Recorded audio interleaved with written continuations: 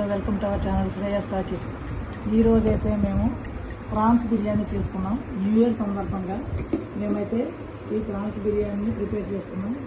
చేసుకోవడం చాలా ఈజీ అండి.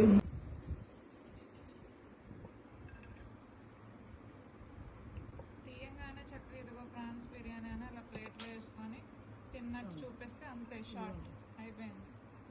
ఎప్పుడెప్పుడా అని నోరు ఊరిపోతుంది.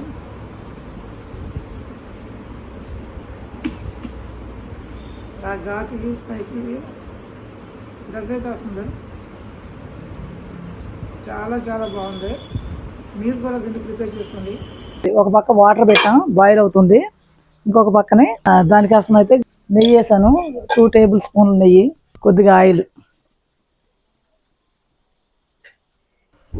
నెయ్యి ఆయిల్ బాగా హీట్ ఎక్కిన తర్వాత ఆకులు, బిర్యానీ ఆకులు, 5 లవంగాలు, ఇంకా దాల్చిన చెక్క, ఇప్పుడు ఆనియన్స్, పచ్చిమిర్చి కూడా వేస్తున్నా. బిర్యానీ ఆకులు ఒక 3 వేస్తున్నాను.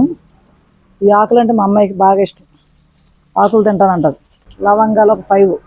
యాలకులు ఎక్కడున్నాయో కనిపించట్లేదు ప్రస్తుతానికి. కొద్దిగా మిరియాలు, పలావ్ సరుకులు,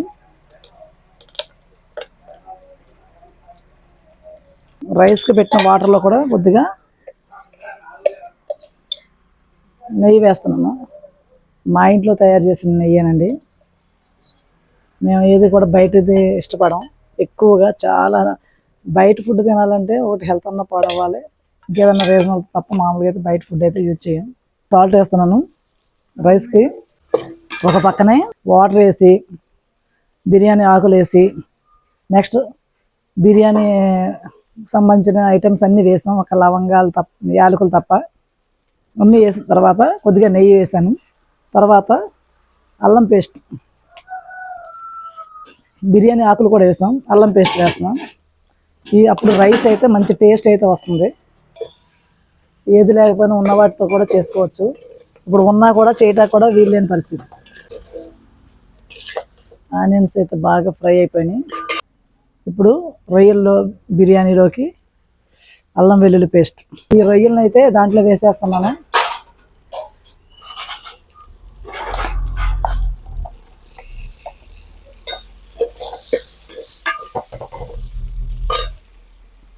బిర్యానీలో వేయటానికి పెరుగైతే లేదు. రైస్ కడిగినా కదా, 1/2 అవర్ నానబెట్టుకుంటే సరిపోతుంది. కొద్దిగా టమాటా గ్రేవీ అయితే వేస్తున్నాను, పెరుగు కూడా లేదు కదా. రైస్ చూసారా,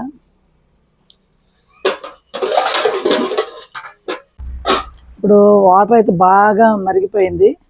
దీంట్లో మనం పుదీనా, కొంచెం పుదీనా, బిర్యానీ అంటేనే పుదీనా లేకుండా బిర్యానీయే లేదు. అలాగే కొంచెం కొత్తిమీర వాటర్లో వేస్తే చాలా టేస్టీగా ఉంటుంది. టైం లేదు కాబట్టి 2 ఒకేసారి చేయాల్సి వస్తుంది. ఇందులో కూడా పుదీనా వేసేద్దాం. ఈ రొయ్యల గ్రేవీలో కూడా పుదీనా, కొత్తిమీర. ఈ టమాటా పేస్ట్ బాగా అయిన తర్వాత ఇందులో మనం కొద్దిగా కారం వేద్దాం. ఈ బిర్యానీ గ్రేవీలో కొంచెం కారం, బిర్యానీ మసాలా ఎక్కడ ఉందో ఇప్పుడైతే ప్రస్తుతానికైతే కనిపించదు. వాటర్ మొత్తం బాగా బాయిల్ అయిపోయింది. ఇప్పుడైతే రైస్ అయితే వేసేద్దాం. చూసారు కదా, 1 అవర్ నానింది.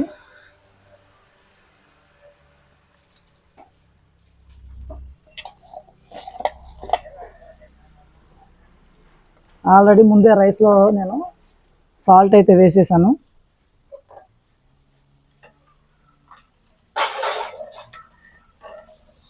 ఒకసారి దీన్ని బాగా తిప్పేసి మూత పెట్టి మళ్ళీ కదపకుండా మూత పెట్టాలి. ఈ మసాలాలన్నీ బాగా పట్టేలాగా మూత అయితే పెట్టాను. ఒక 5 మినిట్స్, 3-4 మినిట్స్ అయినా సరిపోతుంది. రైస్ అయితే ఇంకా పొంగలేదు. రైస్ వేసాం కదా, ఓ 5 మినిట్స్ రైస్ పెట్టి అలా ఉంచేయాలి. 4 మినిట్స్ అయింది. రొయ్యలు మసాలా బాగా మిక్స్ అయిపోయింది. ఇప్పుడైతే చూద్దాం రైస్ అంతవరకు వచ్చింది. రైస్ ఇప్పుడు 70% అయితే కుక్ అయింది.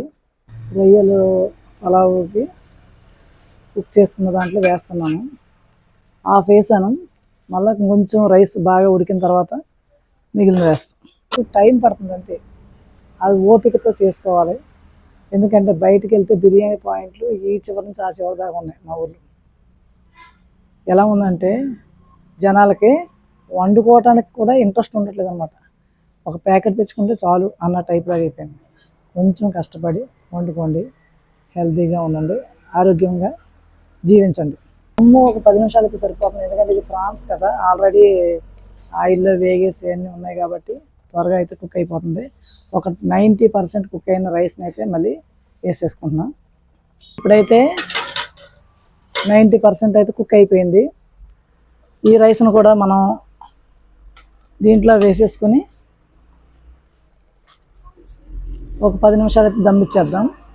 మొత్తం రైస్ అంతా ఇలా వేసేసుకుని పైన కొద్దిగా నెయ్యి, కొద్దిగా లెమన్ జ్యూస్ వేసుకుని 10 నిమిషాలు దమ్ ఇచ్చుకుంటే సరిపోతుంది. అంతే, గుమగుమలాడే బిర్యానీ రైస్ రెడీ.